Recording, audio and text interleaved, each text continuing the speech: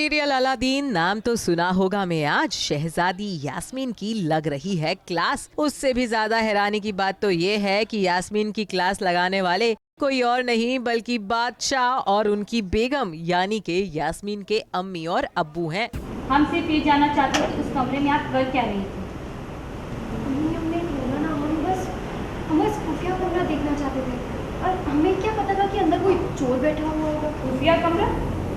खुफिया कमरा ही था ना, कोई मीनार तो नहीं थी शहजादी तो आप देखने चली गई। हम तो कहते हैं कि अभी इनके मलिका बनने का ख्वाब छोड़िए और इनकी निकाह की फिक्र कीजिए।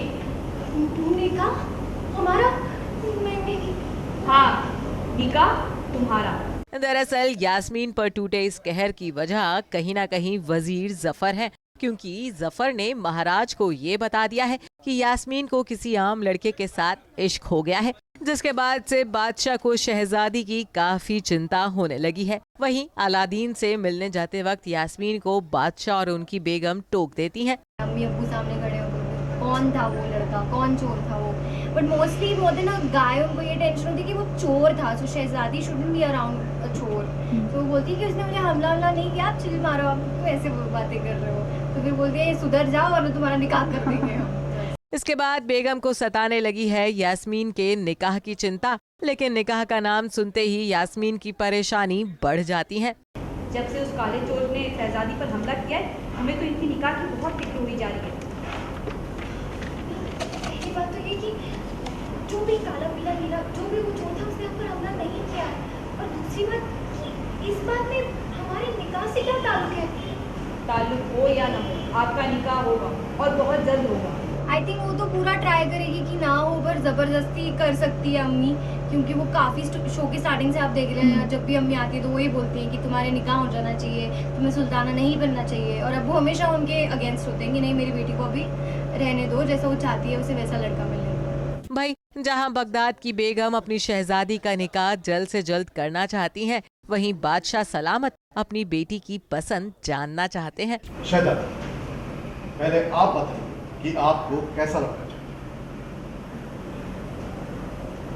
हम अपने अब्बू की शहजादी और बेगम भी उसी की बनी जो हमारे अब्बू का सलाम, आपकी तरह ही नेक दिल, दूसरों की मदद करने वाला, लोगों के लिए अपनी जान दे देने वाला।